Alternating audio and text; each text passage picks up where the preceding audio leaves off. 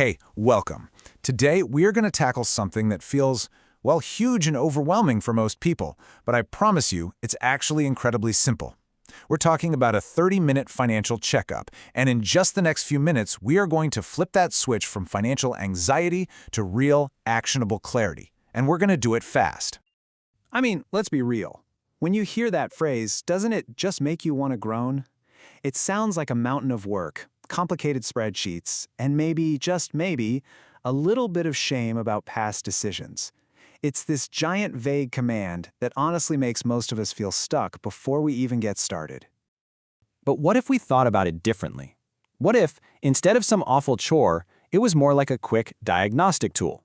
That is exactly what we're doing today with what I call the Financial MRI.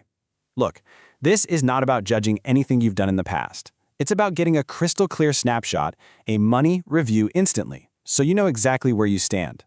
You can't plot a route on a map without knowing your current location, right? Well, it's the exact same thing with your money. All right, so let's dive right into phase one. This is all about answering one simple but really powerful question. What are you worth, financially speaking?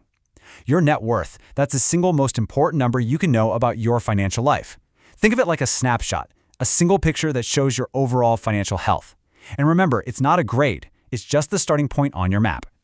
And you want to know the best part? The formula is just beautifully simple. That's it. It is what you own, we call those your assets, minus what you owe, your liabilities. The number you're left with?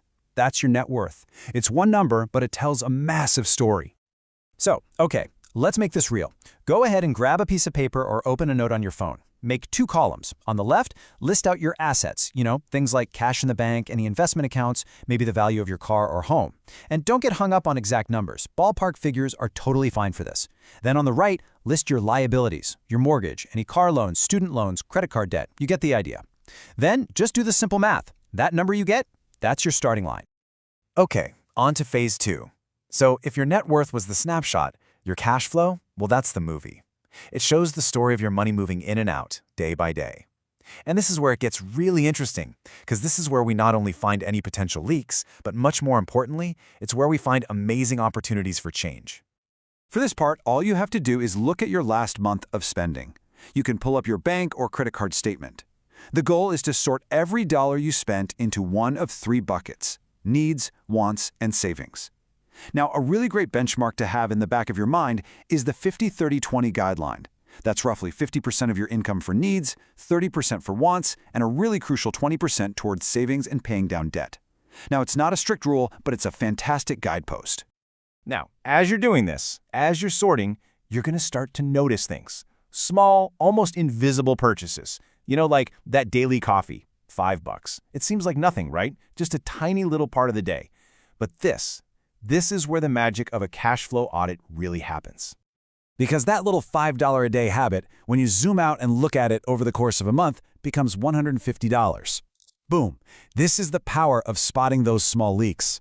And listen, seeing a number like this is not about feeling guilty for buying coffee. It's about having an aha moment.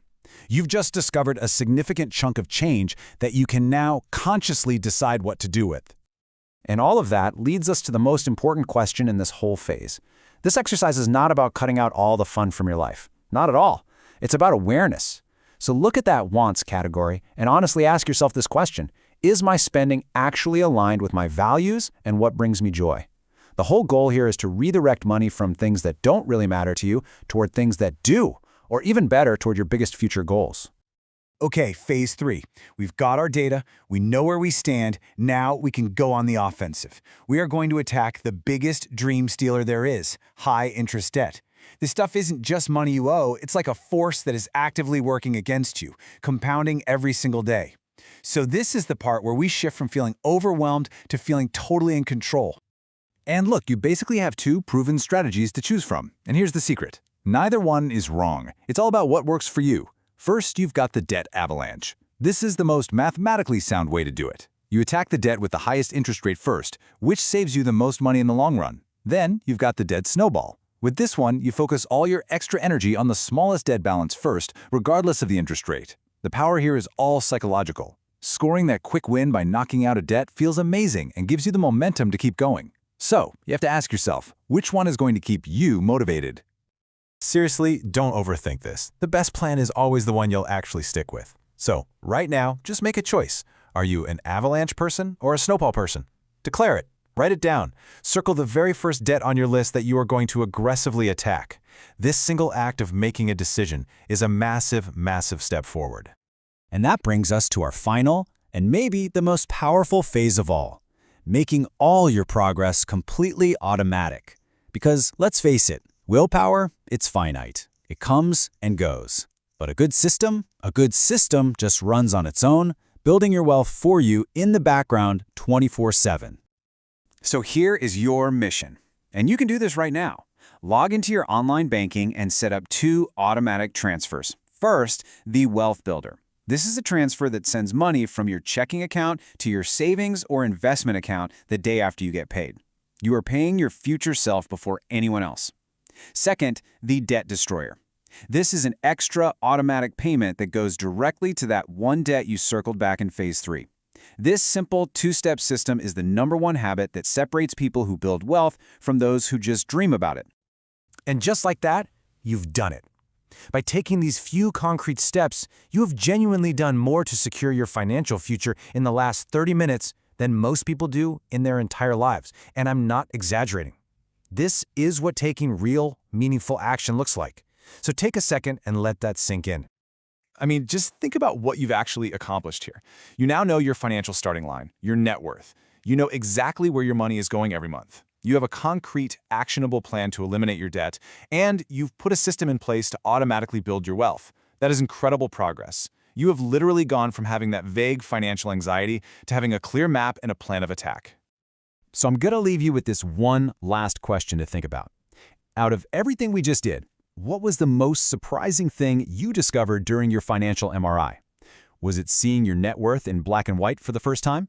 Was it finding a money leak you never even knew you had? Whatever it was, hold on to that insight, that aha moment.